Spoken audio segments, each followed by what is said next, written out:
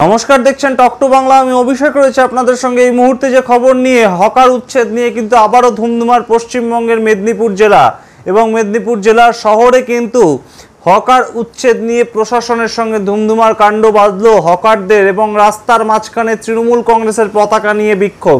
সেই খবর জানাবো বিস্তারিত, কিন্তু তার আগে অবশ্যই টক টু বাংলা ইউটিউব চ্যানেলটিকে সাবস্ক্রাইব করুন এবং প্রত্যেকটি ভিডিও লাইক, কমেন্ট, শেয়ার করে বন্ধু বান্ধব পরিচিত মহলে ছড়িয়ে দিন টক টু বাংলা। আসছি খবরে।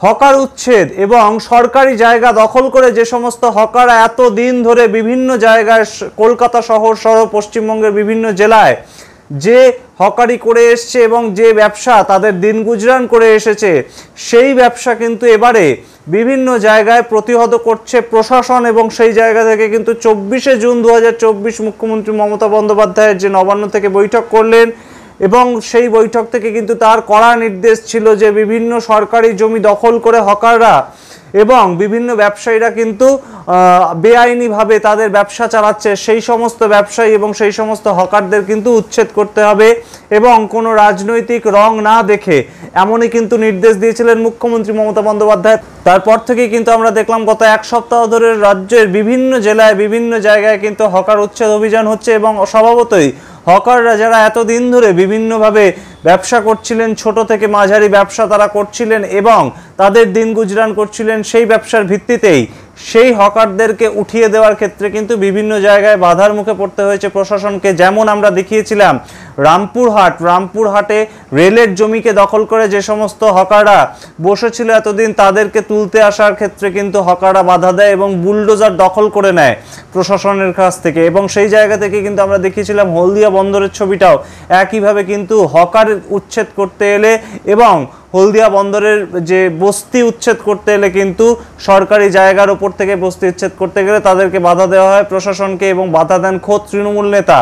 সেই জায়গা থেকে কিন্তু এবার নতুন সংযোজন মেদিনীপুর শহর এবং মেদিনীপুর শহরে কিন্তু হকার উচ্ছেদ করার জন্য বেশ কিছুটা আগের থেকেই তৎপর ভূমিকা পালন করেছিল মেদিনীপুর পৌর নিগম এবং সেই জায়গা থেকে কিন্তু মহকুমা শাসক নিজে তার দপ্তরে হকারদেরকে ডেকে বৈঠক করেছিলেন এবং তারপরেই কিন্তু এই উচ্ছেদ অভিযানে বুধবার দিন সকালবেলা হকার উচ্ছেদ অভিযানে কিন্তু আসেন প্রশাসনিক দপ্তর থেকে সংশ্লিষ্ট লোকজন। এবং সেই ক্ষেত্রেও কিন্তু দেখা যায় যে রাস্তার মাঝখানে হকারেরা বসে পড়েন এবং তারা কিন্তু তাদের যে স্টল সেগুলোকে সরাতে দেবেন না তেমনই দাবি করেন। এবং অত্যন্ত গুরুত্বপূর্ণ যে বিষয়, তারা কিন্তু হাতে তৃণমূল কংগ্রেসের ফ্ল্যাগ নিয়ে জয় মমতা বন্দ্যোপাধ্যায়, জয় তৃণমূল কংগ্রেস এমন স্লোগান দিতে থাকেন এবং যা কিন্তু অত্যন্ত নজিরবিহীন। ইদানিং যে গত 7 দিন ধরে বিভিন্ন জায়গায় হকার উচ্ছেদ অভিযান চলছে সেই দিক থেকে, এবং তারপরেও কিন্তু নমনীয় হয়নি রাজ্যের প্রশাসন অর্থাৎ মেদিনীপুরের যে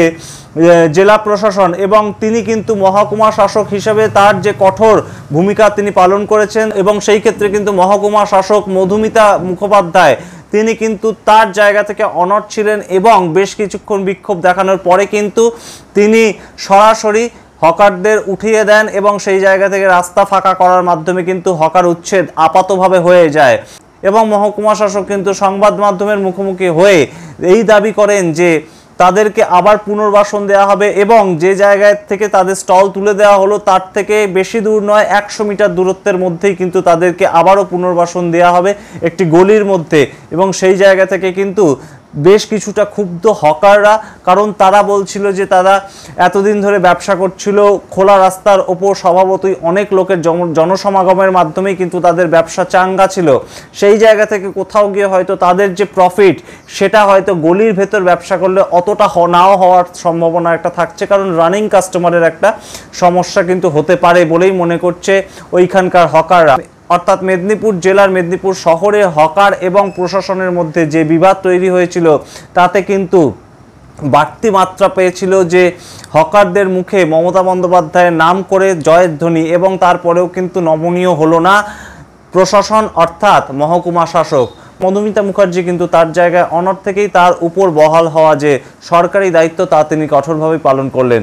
আমরা নজর রাখবো পরবর্তীতে হকার উচ্ছেদ অর্থাৎ সরকারি জমিতে হকার উচ্ছেদ নিয়ে আরও কোথাও কোনো উত্তপ্ত পরিবেশ তৈরি হয় কিনা। আপনারা দেখতে থাকুন টক টু বাংলা। ভুলবেন না টক টু বাংলা ইউটিউব চ্যানেলটিকে সাবস্ক্রাইব করতে।